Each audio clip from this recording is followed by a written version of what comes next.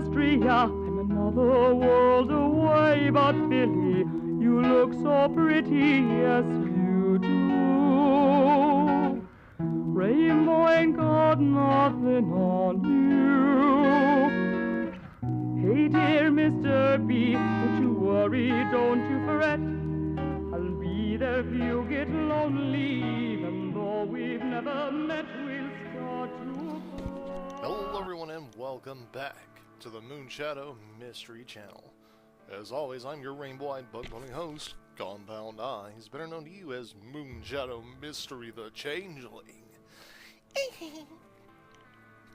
Alright, so the Changeling. And today, we're going to be continuing with Moonshadow Plays Fallout New Pegasus. It has been a really long time since we've done one of these. That's because we've been caught up playing Subnautica and getting some other new series off the ground. But allow me to transition out of my Moonlight voice and back to my normal one. We're going to be continuing with Fallout New Pegasus, Old World Blues. This will be Old World Blues' second or third episode. I'm actually... Give me a second here. I'm gonna let me check just to make sure. I don't want to get it wrong in the title card, and I don't want there any contradictions between this. But while I'm looking this up, in the last episode we did of this, which we did way back, oh,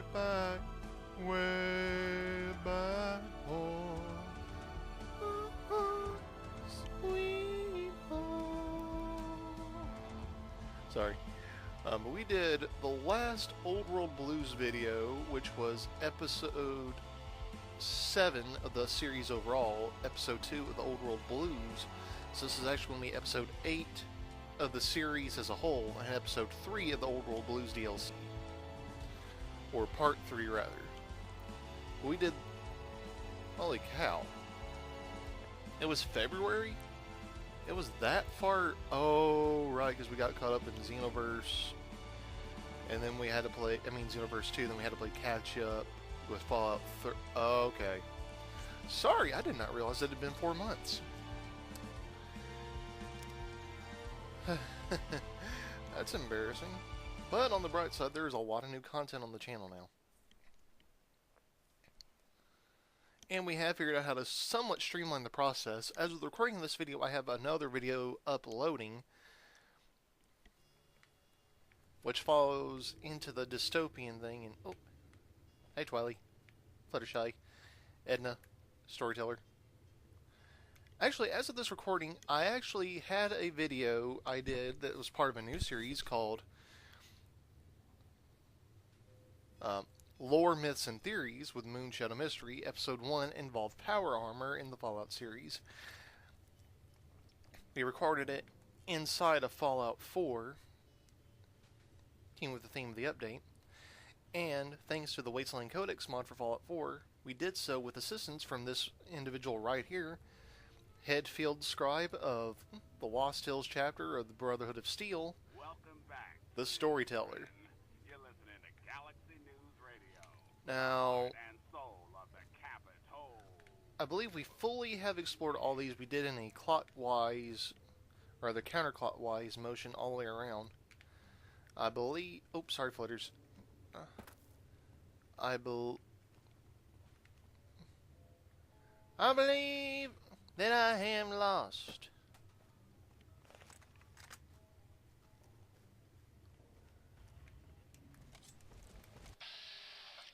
I thought we already killed this thing.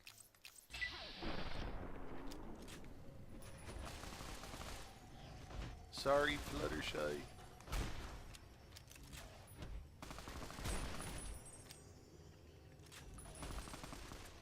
On, I've got to swap weapons. We're going to swap to our 44 Magnum.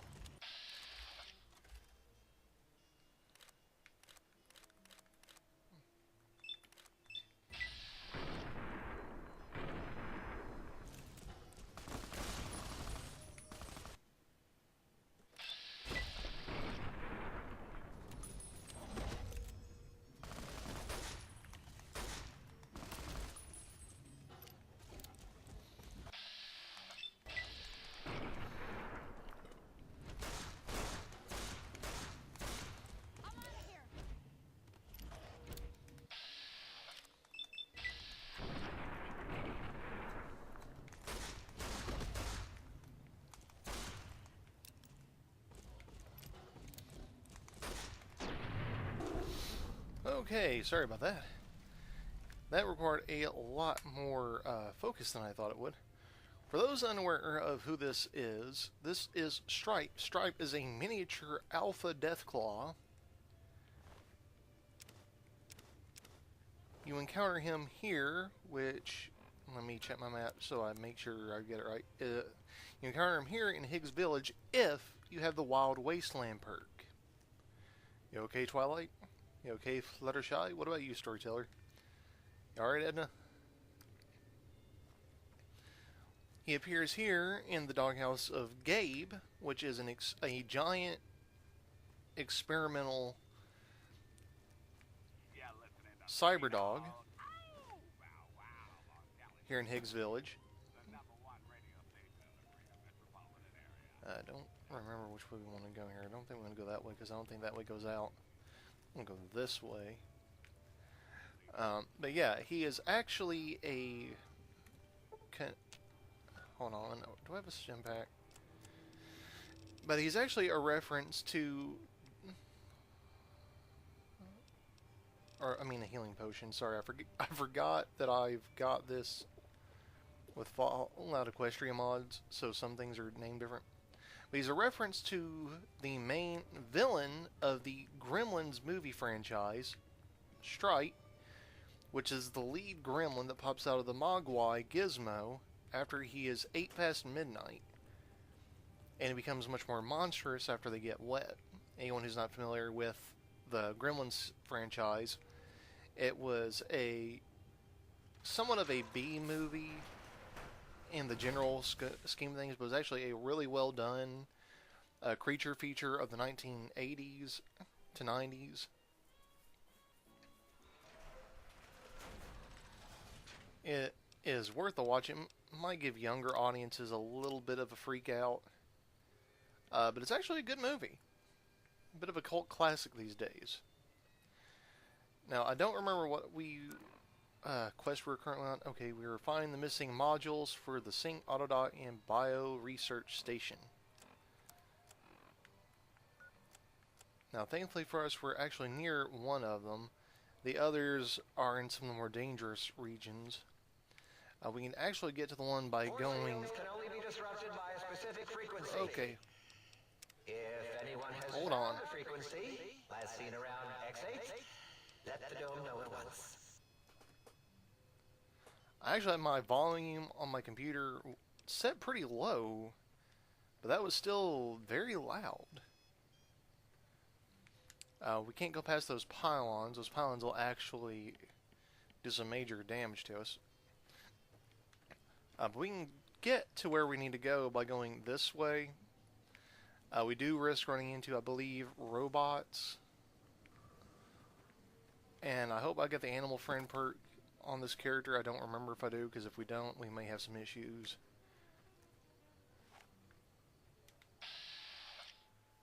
See, Cyberhound.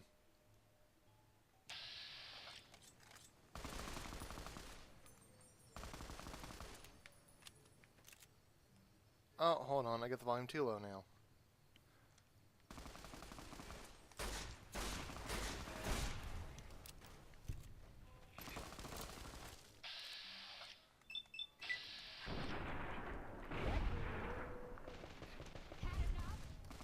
I don't believe I have power armor training just yet. If I do, then I really should probably have my power armor on. I'm not sure why I don't.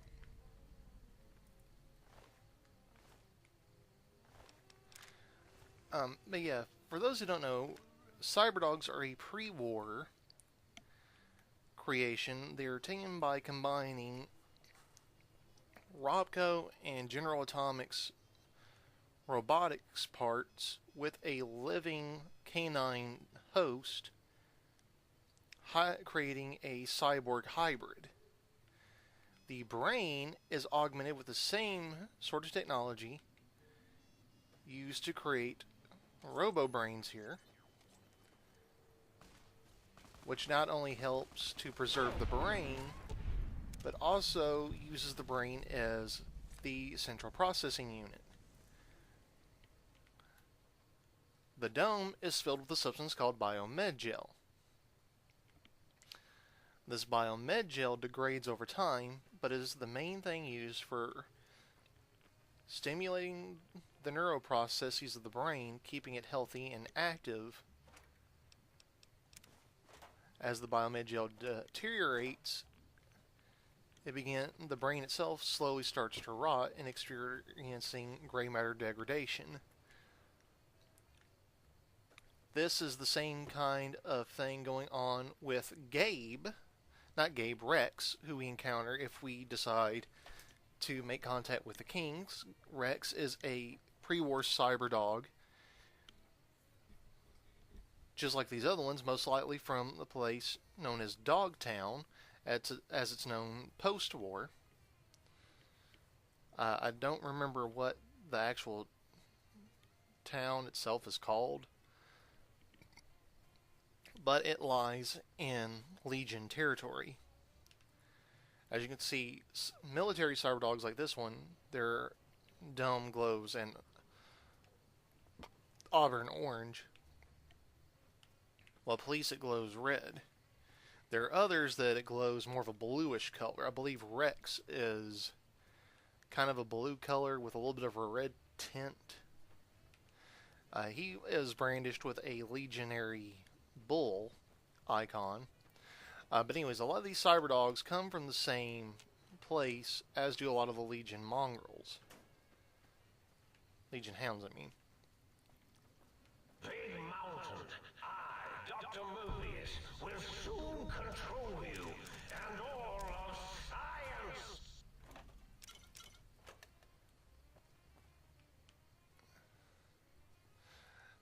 But yeah, the purpose of this was to help, I believe, offset the decrease in the overall police force due to the number of people who were involved with the war effort.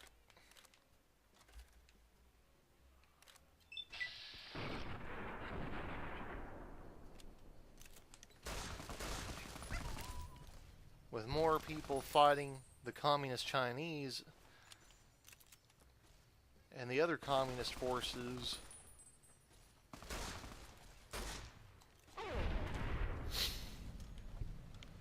during the American Sino War, the Sino-American War and the Resource Wars,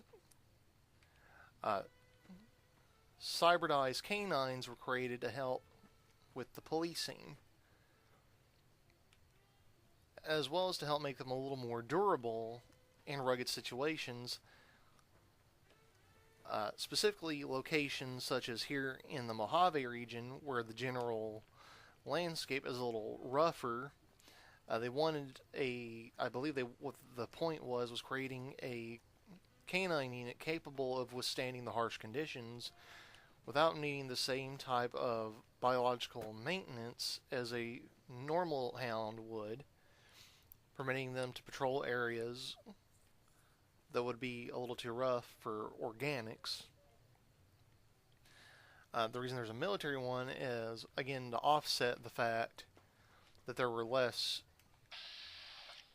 people on the force due to the war effort, and people being placed into internment camps under suspicion of being communist spies for the Red Chinese Menace.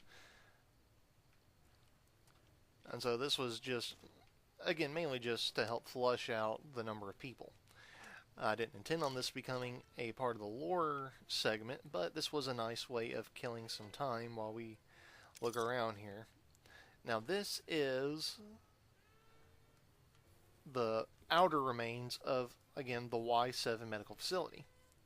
Now, as you can see here, there is a pre-war flag here. This ties into the Lonesome Road DLC and a former legionary a former legionary known as Ulysses, of one of the tribes conquered by Caesar east of the Hoover Dam, known as the Twisted Hares. We won't get into that, but if you're interested in that, I suggest going to Shoddycast channel, who I believe I credit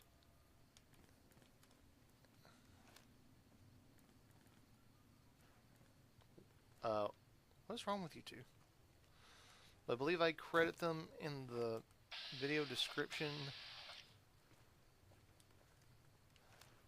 due to the fact that I've got the Storyteller mod installed. Not that for whatever reason he and Edna are staying down there. But he covers a lot in their lore series, which has, as of this recording, 4 seasons. I suggest starting with season 1, as it's pre-Fallout 4. Well, seasons 1 through 3 are all pre-Fallout 4.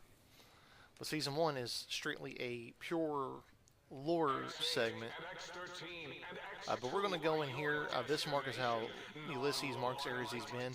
Red usually indicates danger, while blue usually indicates valuable loot. But this particular area also ties into the other DLC, Dead Money.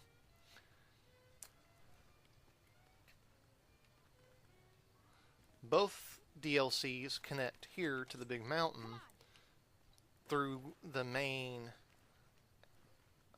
Well, in Ulysses' case, I don't really want to say antagonist, but he is somewhat of an antagonist. But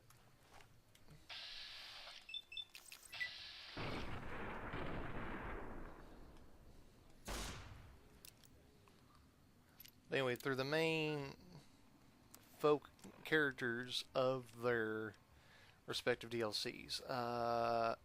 We got quite a few of them, so...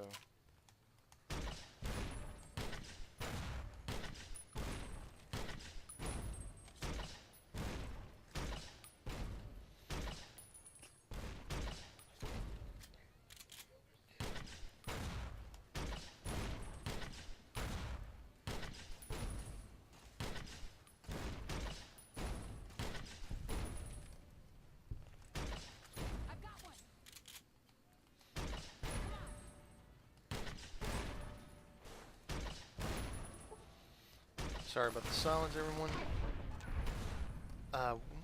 They kind of had us cornered here for a minute.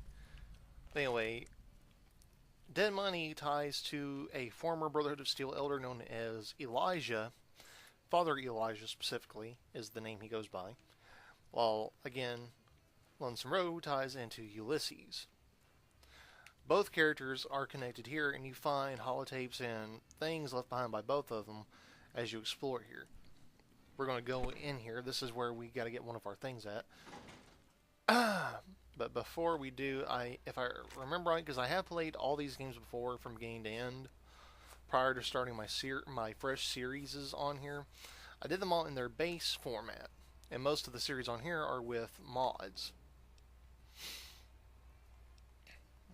But let's see here. We have got to find... And just so you know, this is not console commanded in. Again, if you have the Wild Wasteland perk, you can have some interesting encounters. The downside, though, is the encounter you get where you get this actually prevents you from getting another equally good weapon.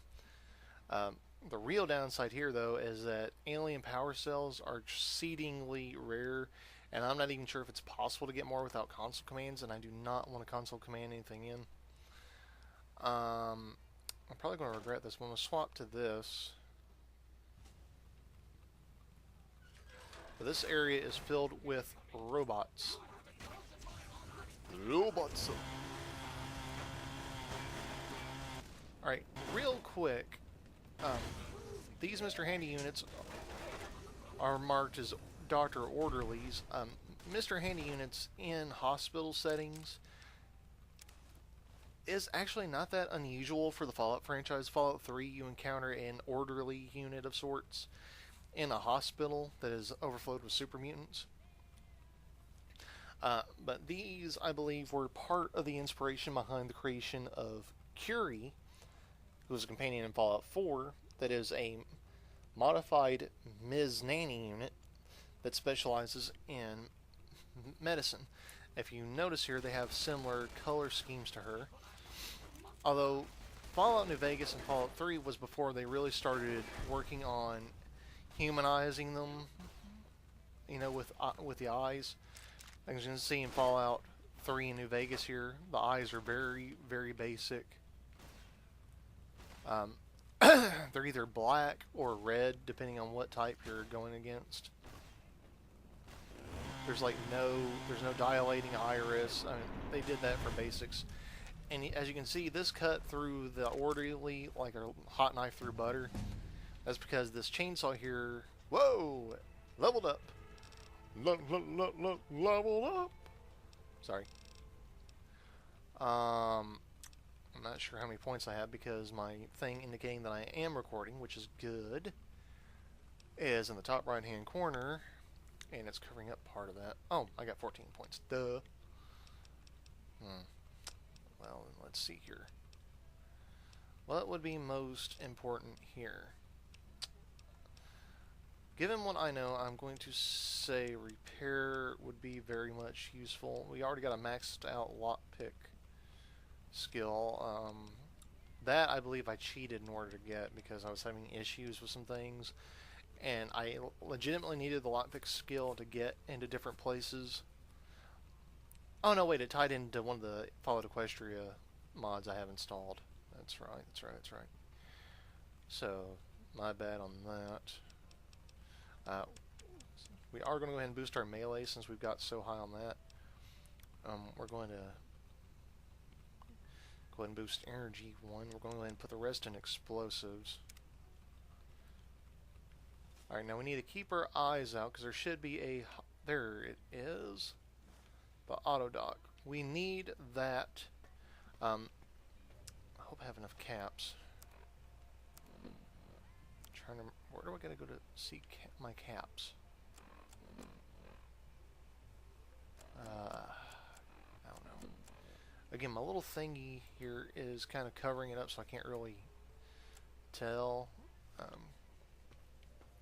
With the Autodoc online, if we can find all the personality modules for it, well, not really personality modules, but all the upgrade modules for it, we'll be able to get some enhancements. If you've been following my other series, you know full well that I'm part of the Brotherhood of Steel, Ad Victoriam Semper Invicta. And I have a whole lot to say against most, not all, most mutants, ghouls, synths, things of that nature. I'm not going to deny it.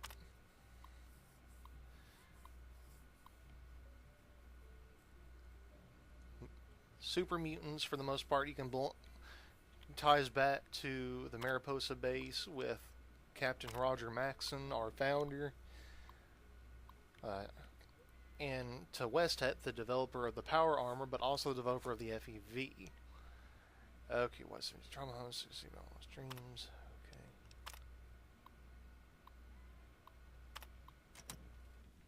Not important. I thought there was another module in here somewhere. But yeah, that's pretty much why we don't like mutants. Basically, if you're not really human, simps are for a whole different reason. They are a security liability.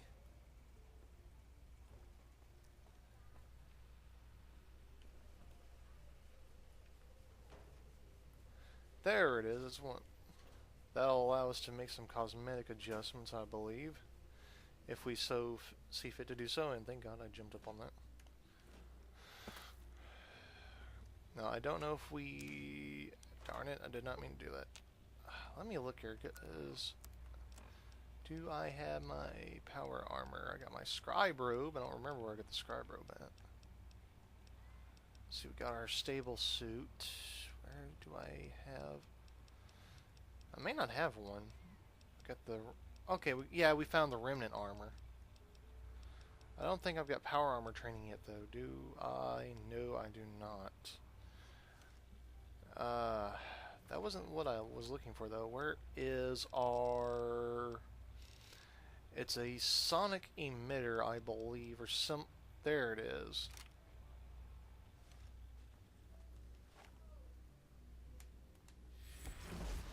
And crap.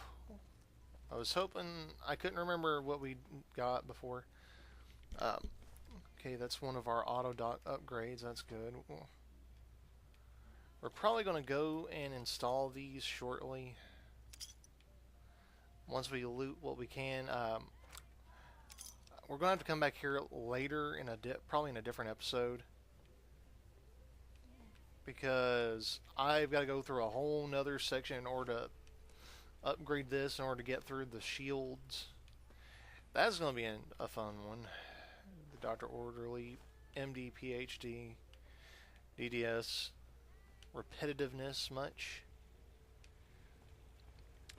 Okay, that's as far as we can go in here for now. We're probably going to fast travel. Oh, I didn't even see the locker here. Tool cabinet, my apologies. Okay.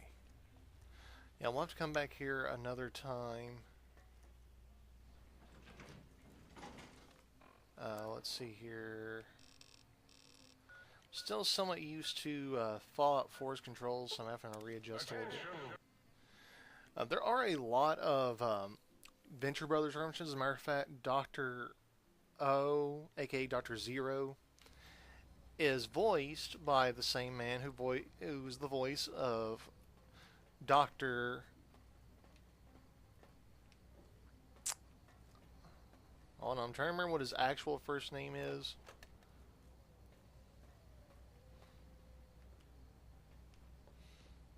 I think it's Dr. Thaddeus T. Venture, aka Rusty Venture. It's called Rusty because of his hair color. Yeah, same voice actor. Kind of the same personality, too. Alright, here we go. Autodoc. How about that? Old Autodoc's back online. Well, alright, come here. Let's have a look at you. You are, without a doubt, the healthiest son of a bitch I've ever seen wandering the big empty. Ain't got no use for an old digital sawbones like me.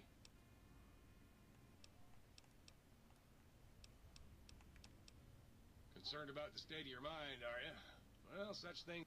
I should make you aware that the benefits of such a procedure are exclusive. That is... Now, this does... I believe this allows us to swap one of our perks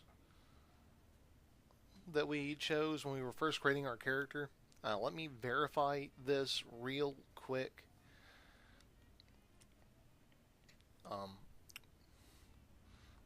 One thing I like about Fallout 4 is there's still a little bit of extra banner if they wait too long on you.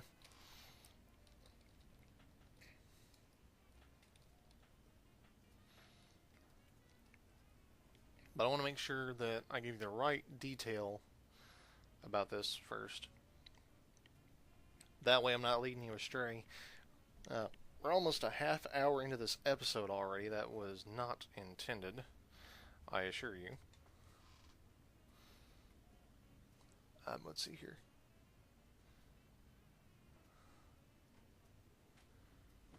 Okay, let's see here. Okay. It will change a trait as part of a psychological evaluation relating to an exploit related to the skill trait, to the skilled trait. Okay, so we do not want to do that. Well, you require some additional services? Rightly so. Alright, so we have a number of options. We can do a physical exam, which I believe will simply check our physical health. We can do a... Actually, that might tie into the thing. I'm not sure. We can swap body parts out. Now, this ties into the events covered in previous episodes, where when we arrive, they actually surgically remove our heart, brain, and spine. If you recover these items, you can swap them back out. Now, there's pros and cons to keeping or swapping out your biological and your artificial ones. Keeping them, your artificial ones, makes you immune to certain things. Swapping them out to the other one does give other bonuses and a resistance to what you were previously immune to. We want to see if we can install implants. Now, if we install implant C13, we become I believe we become immune, or at least resistant to Cazador venom, and we do an additional 10% damage to Cazadors themselves. Now, there's actually a Cazador lab where they were created by Dr. Boros, I do believe, where you can find another implant or another thing related to the implants, and if you kill a certain number of them, it gives you additional bonuses. I don't know if we have Might I be of service, sir? this'll work. Oh yeah, we have an abundance of caps. I wanted to make absolutely sure of that though before we went. I miss having the junk category. Let's see here what we got. Don't need the scrap metal. Don't even remember picking the scrap metal up. Keep those pre-war books. Those are useful for something else. Don't need that. Get rid of them for now.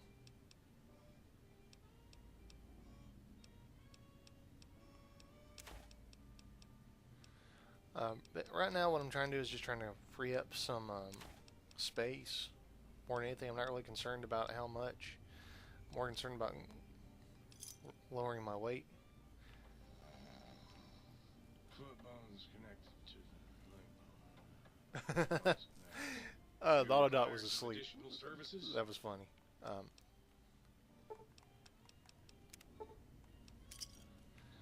Now, we have had some implants done before. And like I said, as a Brotherhood of Steel member, I don't like synths. But getting cybernetic implants and becoming a cyborg is different than being a synth, which is a completely artificial human being with stolen and duplicated memories of another human being. Big difference there. Now, I do, just like anything else, I do make certain exceptions. Nick Valentine, Curie, should you choose to convert her to a synth. And that goes for mutants, too. Such as Lily, aka Granny Lily. The mayor, and the mayor of the town where you find her at. Jacobstown, I do believe. You know, there's a whole lot to it. Okay, I thought I had the personality file for that one. Ah, good day.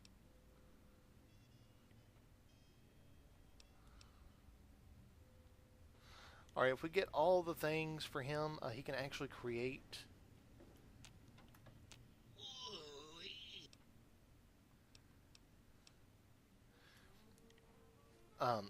but yeah, the book one, you can actually create books and magazines and such if you get the right modules for it.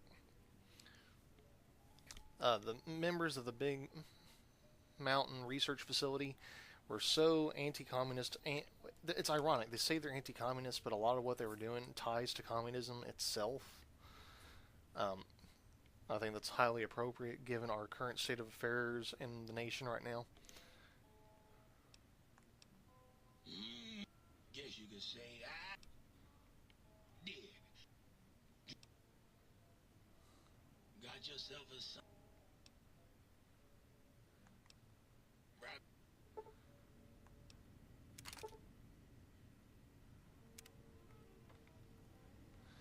Oh, I thought we picked up the other ones.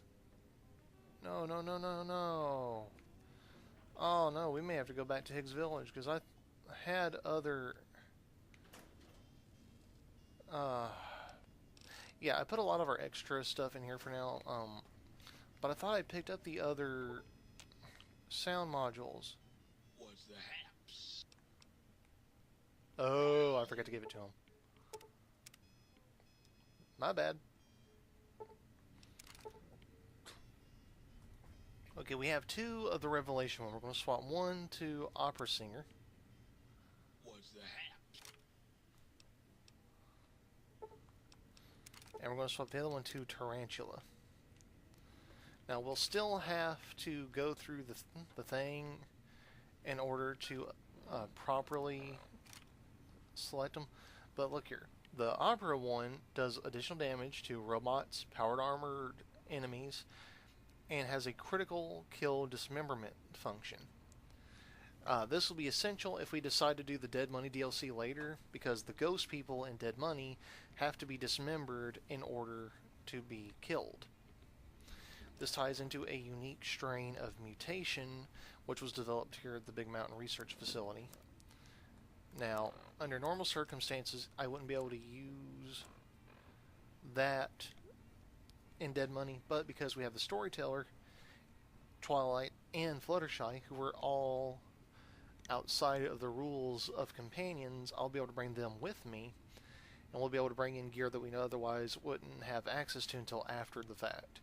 So we'll actually be able to give ourselves a big bonus. Now, if we do the Tarantula one, we get bonus against robots and power armor, of course.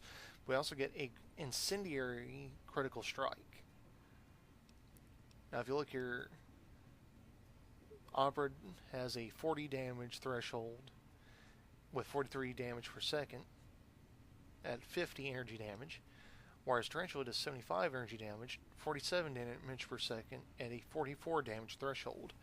So for now, we're going to swap to the Tarantula model. The commies have eyes. Might I be of service? We're going to talk to Skew for now. SCIU. I'm not sure if that's. We're probably going to swap that. Let's see here. So maybe we had another Revelation one, so we could have a bunch of them. No. Everywhere, citizen. That's all right. And that means they're not just commies. They're peeping toms. Oh, let's see here. I thought we had that one. Nope, don't have that one either. What about Muggy's the one I don't really like. He is a... Well, it's not, I don't really have anything against him personally, but he is very neurotic. Okay, I thought I had more personalities. I guess it's just the... Wait, it said I had 4. If Sir would press Sir's spinal area against my primary instrument panel, I might vibrate 1, to soothe 2, 3... Oh! Duh, I forgot about... Nope. Oh, Johnson, duh. Alright, we're about 38 minutes into this right now. We've wasted a lot more time than I intended on it, so let us take a look here. Alright, we have been to the Y-17, we've been to Higgs, we may need to go back to... No, we don't need to go back to Higgs. Let's see, the X2 transmitter array. Okay, so we'll probably go to Ulysses Point and then make our way down to the X2 antenna array.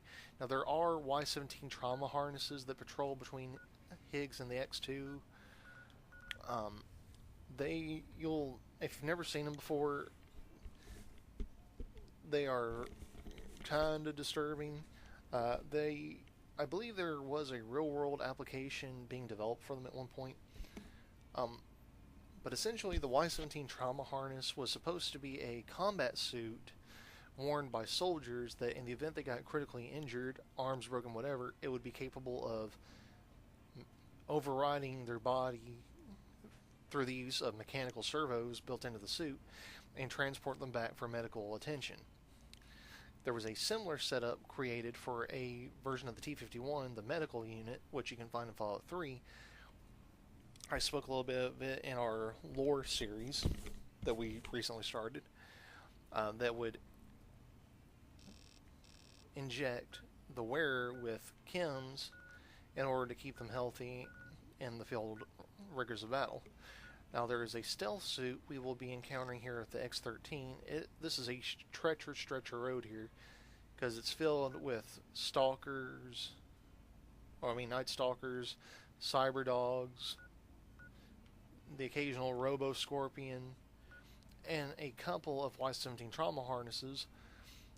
And there are some sentry bots that roam around in different parts too. So it is, as well as the lobotomites. So very dangerous area. Going to be one of the more interesting ones. We can't fast travel from here? Oh, right, because we're inside. We're going to go down to Ulysses Point. We're going to continue this series. We should be able to keep this under an hour, I hope. Whoa, whoa, whoa, whoa. Okay. As you can see here, Ulysses Point is marked with a blue icon. I believe there are some holotapes hidden inside of Ulysses Point.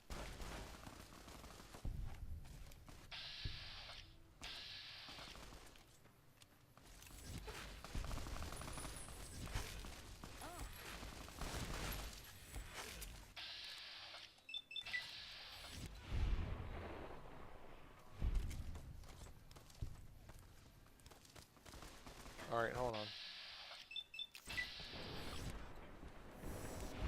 Now, if this is your first time tuning in for our Fought New Pegasus series, especially our Old World Blues DLC cover, these are the lobotomites. They are people like us, brought in from the wasteland. Some of them have actually, well, there are some ghouls here too, but these are all people who wandered here from the wasteland unintentionally, kind of haphazardly. Found the same drive-in movie lot we did,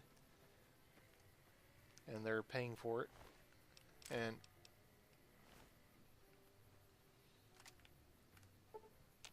that is, I believe that's Twilight's Gauss rifle. Yeah, it broke. That'll happen every so often. I don't know why.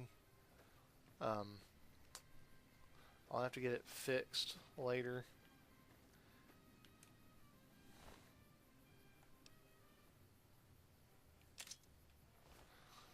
But every so often our companions will get their weapons damaged. There is a way into Ulysses Point. Oh, it's right there. It's marked by the lantern. It's a good spot here to rest up. But what we're going to is right there. Now, there are some Protectrons inside, not sentry bots, thankfully. Over to the left, there's some Y-17s that wander. We'll have to be careful about that. They're much more dangerous than the lobotomites, just as a rule of thumb. See, you can see the one of the Y-17s right here. The corpses of the people they were meant to help are still inside. The suit itself resembles an astronaut suit. We actually do find astronaut suits elsewhere. This is more of an advanced biohazard suit. But as you can see, their exposure to something here in the Big Mountain permanently sealed them. This is the same thing that happened to the ghost people. The difference being that the ghost people are not in automated suits. It is a form of ghoulification. Well, we may talk about that at some point, if that's something you'd like us to cover in our lore, myths, and theories. Hold on. Yeah.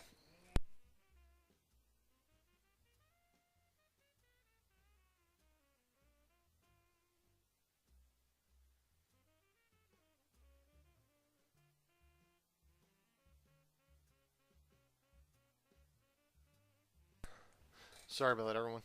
But if you'd like us to cover ghouls, ghost people, and the Y-17 trauma suit, and we may even include Harold in that because he is a unique form of FEV mutant that resembles a ghoul, at least prior to Fallout 3.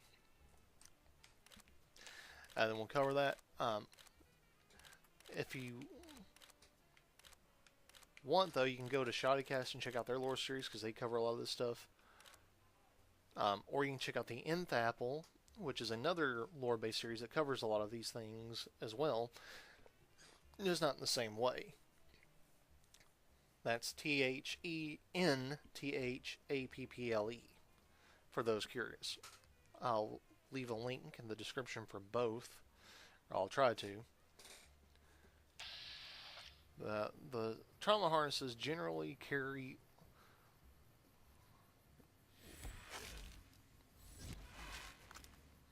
heavy weaponry, specifically cyberdog guns, incinerators, flamers.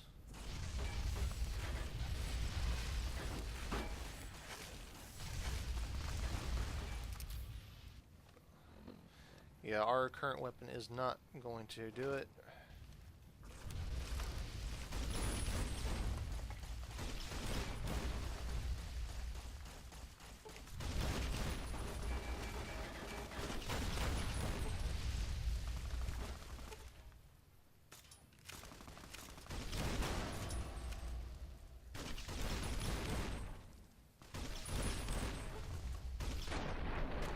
there is a master one of these. And that's not to say a leader of them, just a final product that is generally more dangerous than the others. It is currently sealed. Once we get the sonic emitter fully upgraded, we will be going in after it because it has a unique K9000 Cyberdog gun, which we will be trying to get our hands on. As you can see, even with the dome busted off, it is just a skeleton. There's no blood from these things. They have no blood left to give. We're going to have to heal.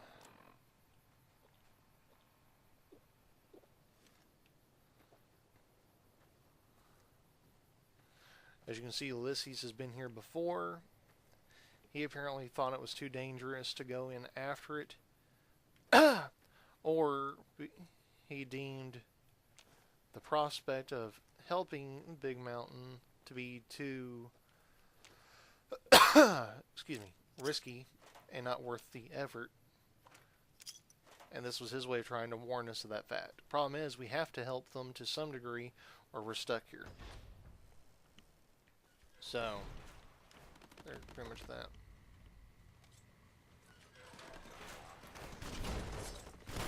Oh! Twilight! I'm so sorry! I'm so sorry! I am so sorry! Oh! My special sun pony!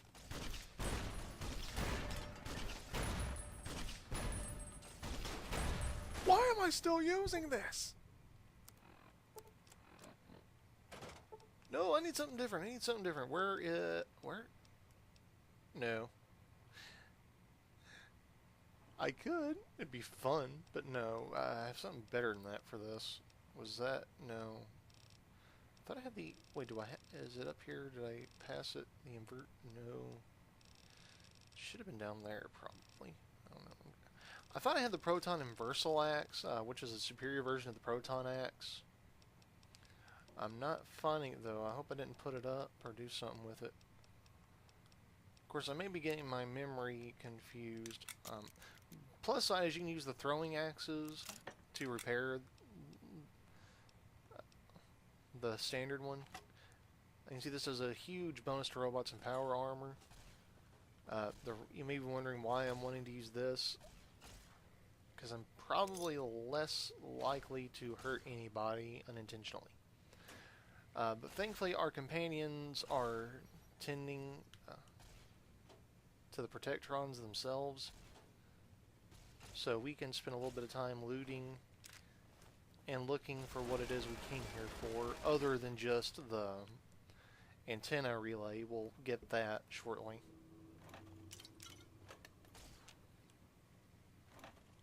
Got our Sparkle Cullas here.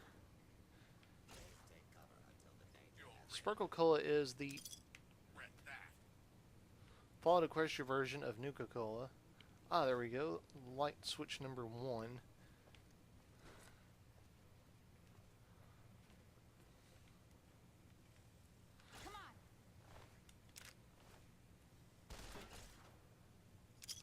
Generally, Fluttershy is depicted as being the Sparkle Cola Ministry Mayor representative.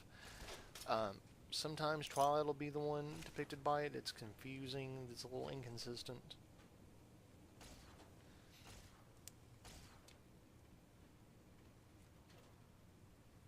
But Sparkle Cola is supposed to be a carrot-based soft drink. Continued resistance is unlawful. Which is interesting, nutritious, and delicious. Now, looks like that last one's on the top floor here. Well, next to the... Whoa! What happened? That was weird. That was... What the heck? That was an out-of-body experience. I don't know what happened. That was weird. Made no sense. Let's get our ammunition out of these footlockers. That'll be very helpful later on. I want to make sure there are no other ones of these. That's the other reason we're going after the trauma harness. When we got the right thing, because there is more personality modules in there with it. Of course, it's only important if you're interested in the personality modules. Speaking personally, I am. Especially given the lore ending for beating this. Now, if I do it right, there's actually 3 main ways of completing Big Mountain. We're not going to cover all of them. We're going to pick one. You can do it by siding with Mobius, by siding with the think tank. There's actually a way of siding with Mobius without killing the think tank, where you can actually let them live, but I've never successfully done it before. Okay. Come on. There was a back way this whole time.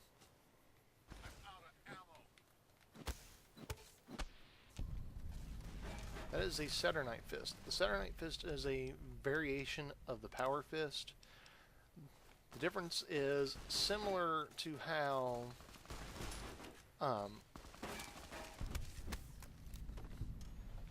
X-03 Hellfire armor is made out of Duraframe metal, similar to how some of the Enclave Eyebots are. If I'd realized there was another way, we could have come up here so much easier.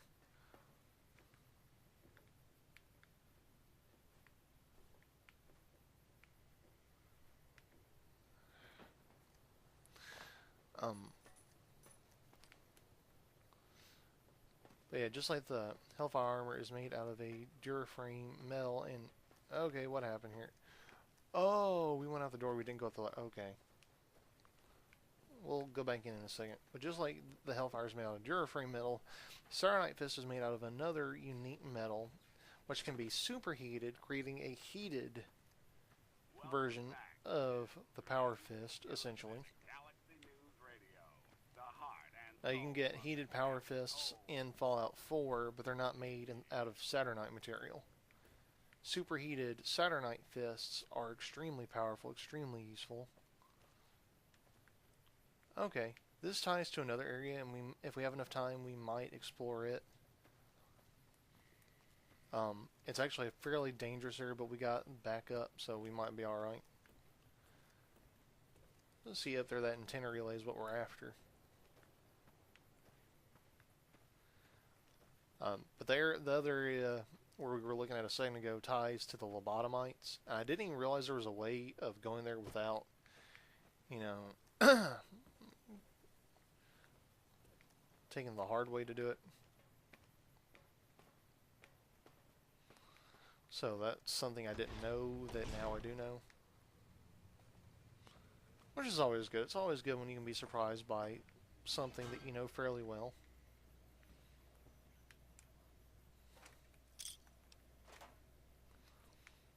Yep, here we go. Actually, that's not the main thing. This little bitty piece here is what we're after. It's essentially a Tesla coil on a stick. Is a Tesla coil on a stick, senor.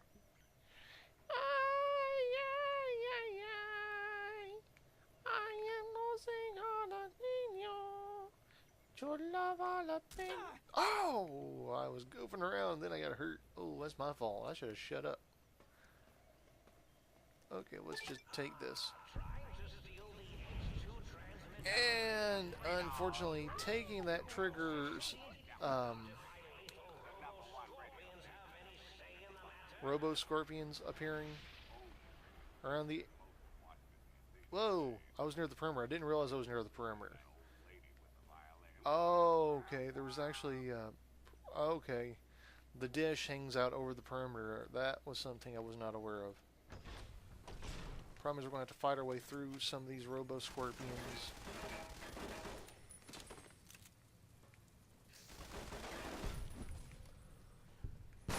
Whoa! They popped. Okay, Robo Scorpions are a unique type of robot found exclusively at the Big Mountain Research Facility, developed in it. They look much more advanced and futuristic than the actual robots found elsewhere. The model is based off of the standard Black Emperor and Bark Scorpions found in the Mojave Desert.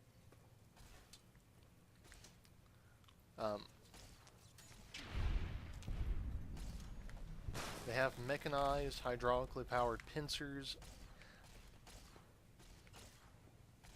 and they have stingers, quote unquote, that are powered by an energy cell or a microfusion cell, one or the other. Standing close to them when they do that is not recommended. We're going to go back up here because I'm interested in actually going that way and showing you that now. That'll save us a little bit of time, give you a little bonus. Especially with the editing process, we figured out that's actually made getting these things uploaded a little bit faster, a little bit easier. I don't need a health potion for sure. How many doctor bags do I have? I have no, wait, they're medical bags. Medical pony kit, yay. There we go, all healed.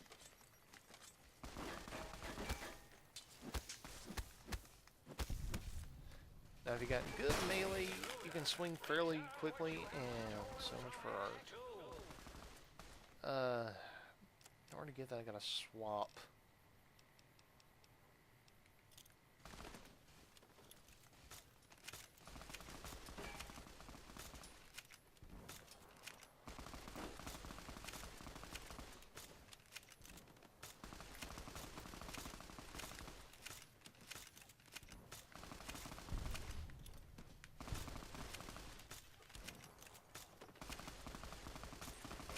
Yeah, if you're so used to Fallout 4, you'll probably be like us and forget that you don't have a dedicated grenade button. Or like me and forget you don't have a dedicated grenade button anymore. It makes doing some of this very difficult, and I wish our companions would follow suit. Because they would actually get a better vantage point from over here. We are going to swap to our recharger rifle, which uses an MF reader. The recharger rifle, I believe, is technically what eventually, for Fallout 4, gave suit to the laser musket. It's a similar concept. Not entirely the same, but similar. Okay, forget the charger rifle. I need something better than that. I need...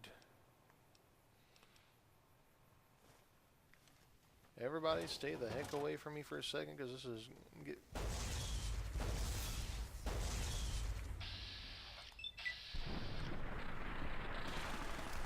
Ooh, don't fall off the cliff, don't fall off the cliff, don't fall off the cliff.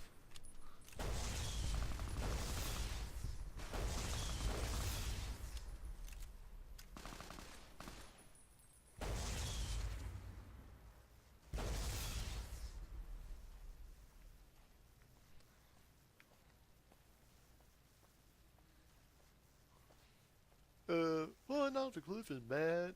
Okay. Sorry. I've been playing South Park The Stick of Truth and South Park The Fractured But Whole. I've actually got we've actually began the editing process on a video for The Stick of Truth. I'm probably not going to do one for The Fractured But Whole. We're probably not going to do full series, but if that's something you'd like to, please let us know in the comments. Bear in mind they will be age restricted, just like our Deadpool video.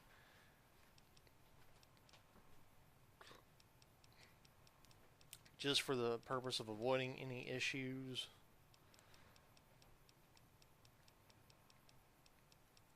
Where is... I thought I had a sniper rifle.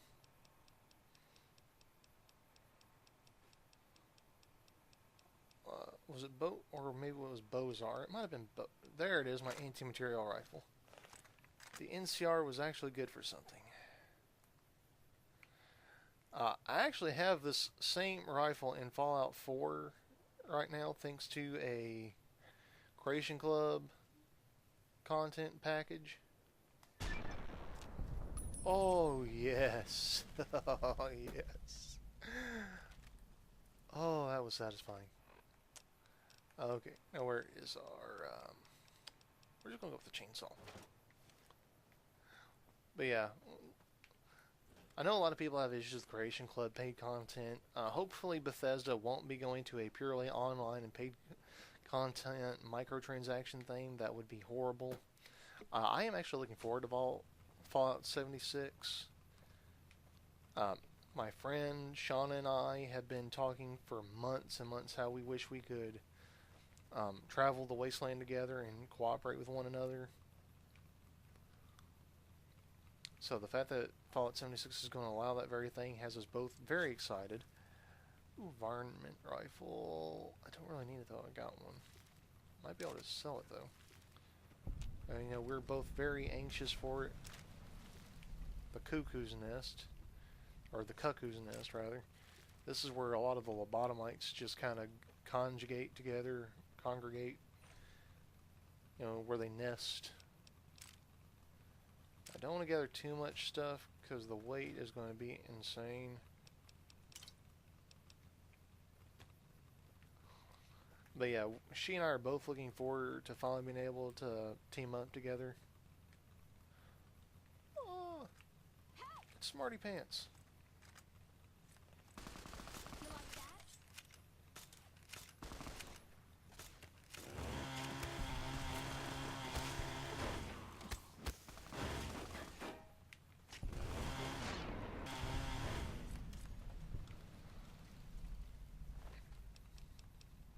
I'm going to go ahead and take that one because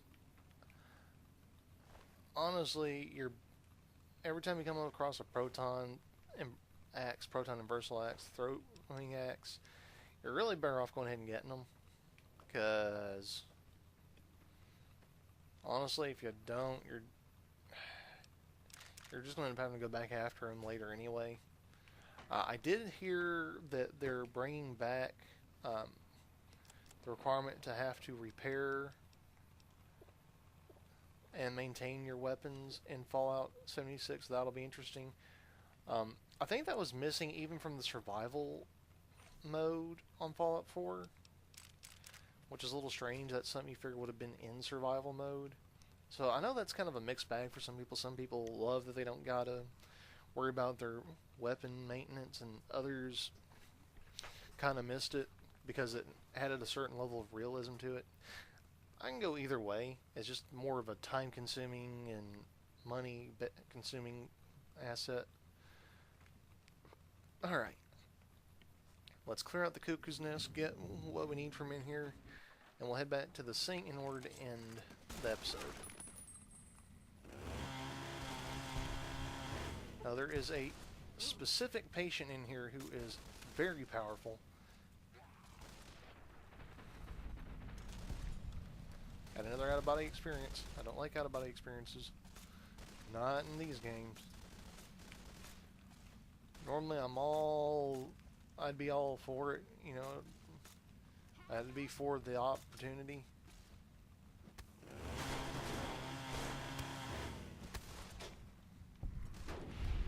There's test subject 1.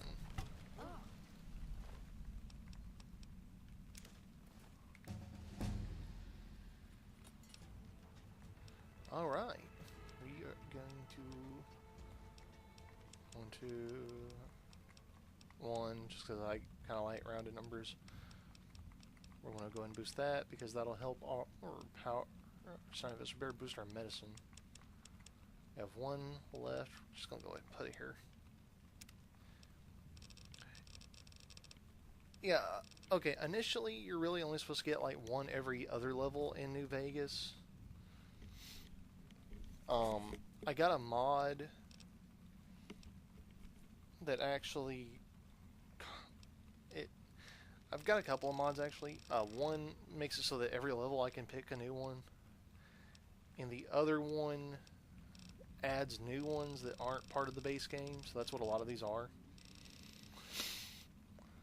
Like, you can probably tell which ones are and which ones aren't. But the person who created these other ones did a very good job of making them as realistic as possible.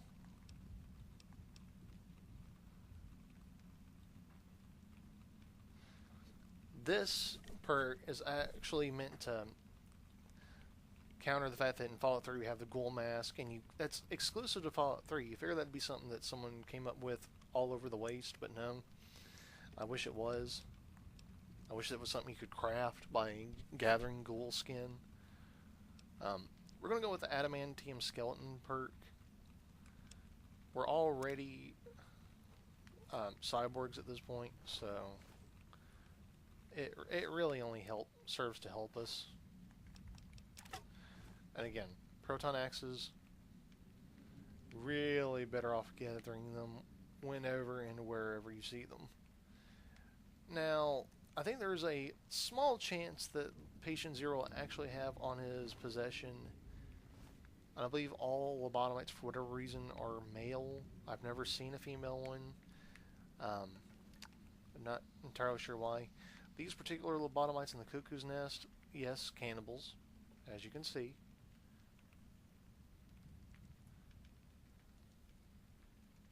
Some of those are probably other lobotomites that didn't survive the process entirely.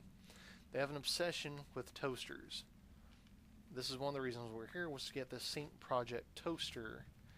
I think that one of the other personality modules for it is in here somewhere.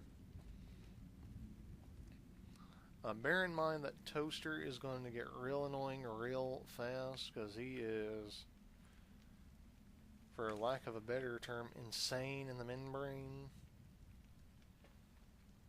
I don't even mean that as a joke. That Toaster is nuts. Like, that Toaster essentially is almost like the monarch of, you know, Big Mountain, the big empty here. Like, it hates other toasters with a vengeance and basically wants to destroy the world all over again. Very disturbing stuff. You'll see it for yourself soon, because I am going to install that personality matrix before we end this. We're at about 1:09 at this point, I believe. Should be about that. We're just about done exploring here. Big Mountain itself is going to require a lot of, you know, freeform exploring to see everything. It's really worth it. It's interesting.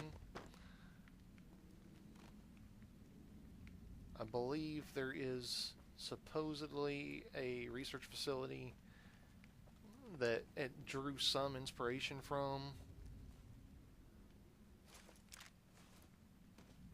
It's almost like the Area 51 of Fallout. Yeah, we're done that. We're going to exit to the Big Mountain. And we're going to fast travel back to the sink. The X8 research facility has more personality matrices.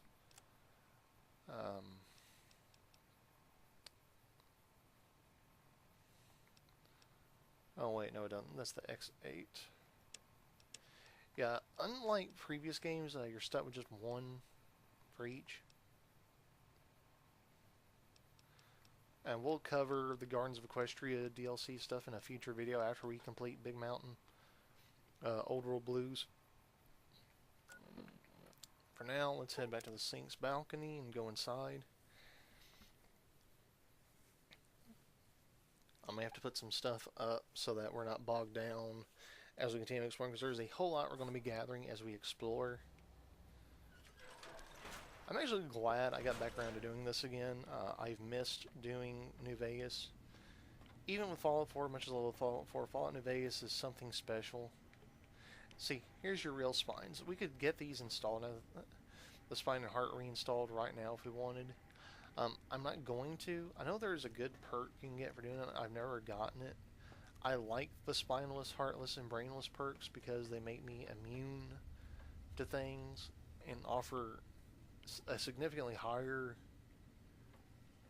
damage threshold overall. Here we go. I am online once again! Tremble, world, before my electric heating coil of doom!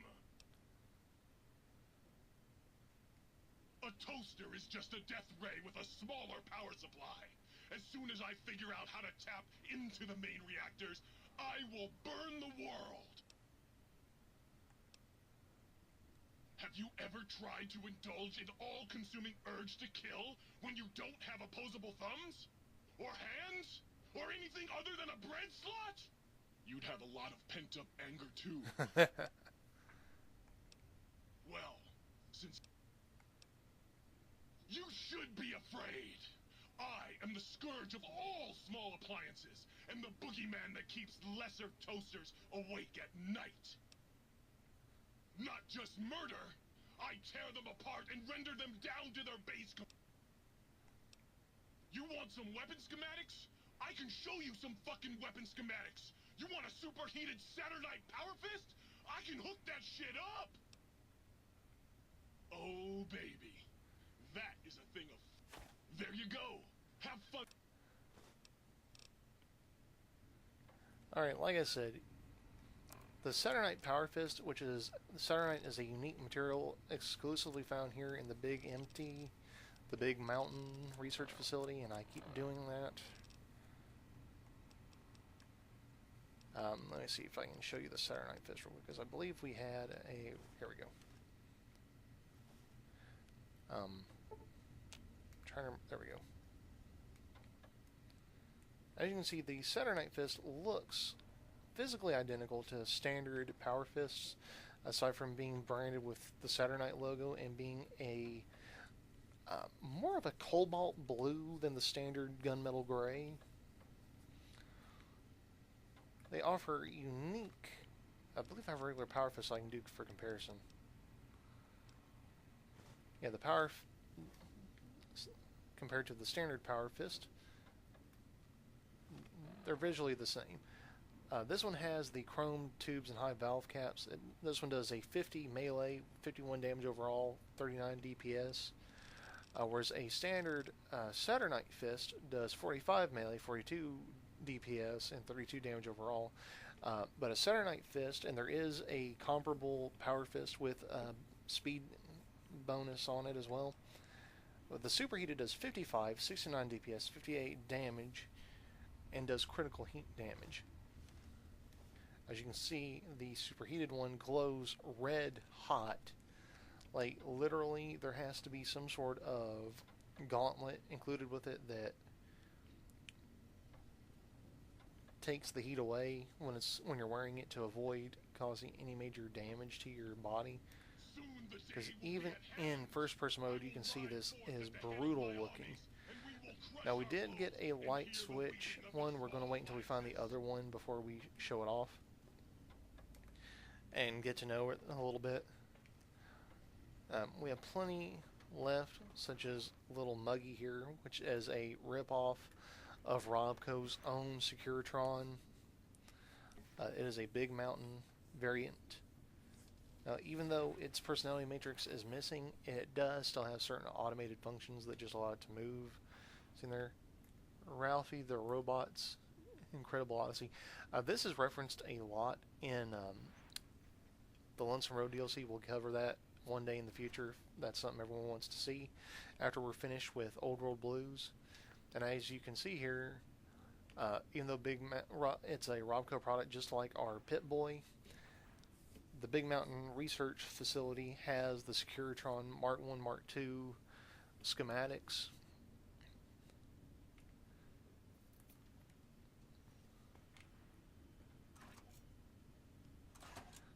But that's really all the time we have. We're at about a minute and 15, a little over a minute 15, following the opening credits. Thanks for tuning in. If you liked today's video, let us know what you liked about it in the comments down below, and show your appreciation with a big ol' high five to that like button. If for some reason you didn't like it, Feel free to let us know in the comments why you didn't like it. Let us know what you think we can do to improve it so that the content's a little bit better in the future. And you can go ahead and Applebuck that dislike button. Feel free to share your thoughts about today's video, or anything you'd like to add to something that I've made mention to in the comment section down below. Feel free to also add any tips, tricks, hints, ask any questions, or make any suggestions for other content you'd like to see featured. We'll get around to covering all that ASAP, and I will respond as soon as I see the comments. Bear in mind I have to take time to answer each one independently, so a little bit of patience may be required. If you're new to the channel and aren't quite sure what you think of us just yet, click my name, Moonshadow Mystery, by the video description down below to go check out everything else we've done. Now mind, I am aware most of our content has been Let's Play series. I apologize for that. When I originally started the channel, I wanted it to be mainly reviews, reactions, and things of that nature. Let's Plays ended up becoming a much easier thing to do. We're still doing the other things that I mentioned. You can check those out. Check out Moonshadow's First Thoughts, which is our live action review segment. Or check out Past Due Reviews, which is more of our animated one. We've only got a couple episodes of it as of this recording. It takes a little bit of time to get the thoughts together, get the clips and everything together. We have had a couple issues between us and YouTube and Hasbro over our Past Due Reviews prior, even though everything we do falls within the fair use category. And you can see right there is where we just came from. Those three facilities right there, and then the mountain there. There's X8, that's one of the places we got to go next. And there's several other areas that'll be marked when we find them, but most of them are in a state of disrepair. But anyways, check out all the other things we've got. We've done a number of character videos as well. We've done most. Apologize for the pop-up there. That's one of our contacts we have. We met them in Dragon Ball Xenoverse 2 while we were recording that series. So they and Sean will pop up every so often what they're doing and comments, things of that nature. See?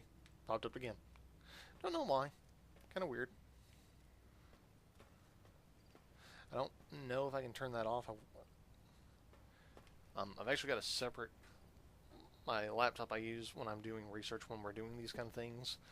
I have it up on there, so I wish it would just pop up exclusively on that. I don't know if having myself set to offline would affect, connecting to Steam's servers in the cloud. If it doesn't, let me know, because then I can avoid a lot of that a whole lot easier. But anyway, we've done character videos. We've got every single solitary Fallout game made. I'm not even joking, literally. I even have a demo for Fallout Van Buren, the original Black Isle Studios Fallout 3 somewhere. I think last time I tried it, though, it froze. Well, it's called a demo for a reason. But yes, we even have the PlayStation 2 Fallout Brotherhood of Steel. We've only got one episode of it so far because we play it as the Silver Shroud, member of the Unstoppables. And we will soon be facing when we return to the Brotherhood of Steel. The likes of the Rat Scorpions. And when we do, death will come to them. Soon, I all science will be will tried. Sorry, had to get the theatrics up there. But yeah, we got all the different Fallout ones. Our current series, our ongoing series, are Fallout Equestria 3. All these series have gone through different name changes, by the way. I originally was calling it Fallout 3 with My Little Pony and Fallout Equestria mods. That was way too much of a mouthful, so now it's just Fallout Equestria 3. I'm making mention of this so that you know that it's all the same series, it's just different name changes. And then, of course, there's Fallout New Pegasus, formerly Fallout New Vegas with My Little Pony and Fallout Equestria mods. See what I mean? And, of course, there is Fallout 4,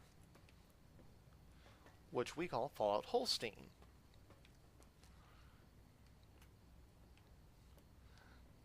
But we also do things like, again, Subnautica, Dragon Ball Xenoverse 2. We've got a number of retro Let's Plays. We even got Shaggy Rogers And Ruby Roo! playing Evil Dead. Arista Roomstick! And for those of you ladies, or in the regular show, we have Mitch Muscleman Sorenstein playing Brutal Legend. And then, of course, we have Vegeta Brief, Prince of the Saiyans. Your Prince of the Battle-Loving Saiyans, playing Dragon Ball Z Budokai 2. And, of course, Master Muten Roshi, the Kame style, playing Dragon Ball Z Budokai. And your favorite tyrannical space Emperor Frieza, Lord of the Friezes, playing Dragon Ball Z Budokai 3. And then you have Krillin Lazuli! And I don't remember what I play. Aside from a single episode of Would You Rather with Lord Beerus, God of Destruction. And then you have Perfect Cell. And in Perfect Cell, which we've experimented with. and then the one, the only, the Bald Saiyan, the Nappa. And then, of course, Raditz, the flowing mane Saiyan. And a number of other things we've been experimenting with off and on.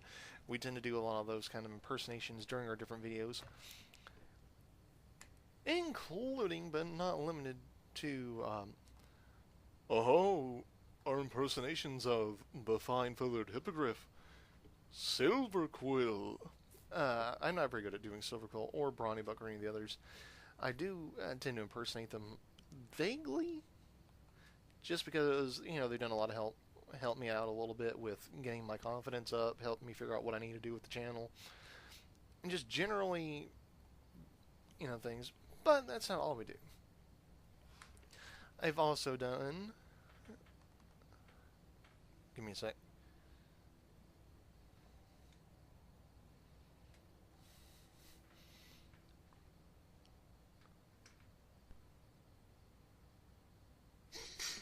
Top of the morning to you, laddies. I've also done Jacksepticeye, Jackie boy. You green-haired Irishman. Like a boss. And if eyes all around, don't forget to punch the like button in the face. Like a boss.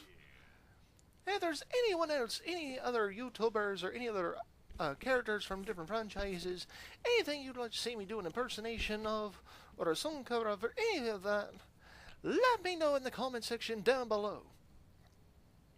And I'll be more than happy to give a big old top of the morning and do my very best.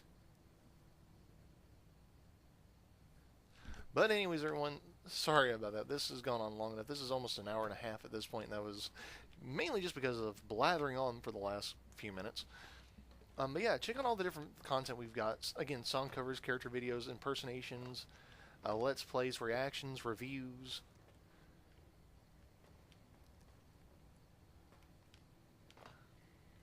Other characters we've done, including English and Japanese versions of Brook, aka Soul King Brook from One Piece. And and a number of other things we've done, including Deadpool plays and the like. Trust me, you're better off seeing that one for yourselves. Those ones, plural. And we've also done things like Darksiders. Again, we got a new video uploading as of this recording. It'll probably be up on the channel by the time this recording is done. So I'm just going to go ahead and spill the beans. Borderlands 2, no surprise. We got a bunch of other stuff doing. But that's really all the time we have for today. Stay tuned in the end credits or check the video description down below for other ways you can be involved with us here on the channel, such as DeviantArt, Twitter, the official Facebook group, the Rainbow Eyed Hive, Steam, and of course the Rainbow Eyed Hive Steam group. That's right. That is our brand. Patreon. We're still trying to figure out ways of rewarding our Patreon patrons. Right now what we have are shoutouts. And if you decide to become a Patreon patron, you'll get access to our currently drafted scripts and scripts that are currently in development, as well as some unique character information relating to some of my OCs. I'll be trying to get more of those up as I get them written out as a unique little thing for my viewers. Sorry. Now bear in mind, we have done more reviews than what's just on the channel. A lot of those have gone exclusively to text, and they can be found on our DeviantArt account. I would suggest checking journals as well as the gallery, because for some reason some of them went to journals, some of them didn't. But yeah, if you have any fan art you'd like to submit, or any suggestions for like Patreon rewards, things of that nature, let us know any of that. Feel free to submit your fan art of either myself, my OCs, or any of the content we've covered here on the channel to one of the links provided. Be sure to include a link to the original if there is one, and also be sure to credit the original piece. And that reminds me, I have heard that there are things you can get if you can, once you get the sonic emitter fully upgraded, you can actually jump down here and find unique stuff from, I guess, where before Big Mountain went to hell in a handbasket, people were slacking off doing stuff. I don't know. Did I mention that my zone is forbidden to you? So forbidden. Yeah, you could make a laugh track just from standing out here listening to their monologues. It's kind of funny. But anyway, that's all the time we have for today. Have a great rest of your day, a great rest of your week, and a great weekend ahead. Any fan art they get, depending on when you get around to seeing today's video, any fan art you submit will be featured in the end credits of a future video. Any fan art submitted about myself or my OCs will not only be featured in a future video here, it'll also be featured on the official Facebook page and on our DeviantArt page, not to mention Twitter, because I like to give shoutouts to my viewers and my fans. If you don't believe me, check out some of the other videos from the month of May, where we have shoutouts to not only our YouTube subscribers, but our Twitter followers, and even our Facebook group members. And even, I believe, no, we didn't have anyone shouted out for the Steam page because we were still getting the Steam group page up and running, I think. So there wasn't anyone to shout out. But anyways, like I said, that's all the time we have for today. We're going to end this video right here. Have a great rest of the day, a great rest of the week, and a great weekend ahead, depending on when you get around to seeing today's video. And as always, remember, don't go changing for anyone but yourselves. We hope to see you right back here on the Moonshadow Mystery channel. Same changeling time, same changeling channel, when we get out of the hay and into the fray once again. Till then, take care, and we hope to see you here again soon.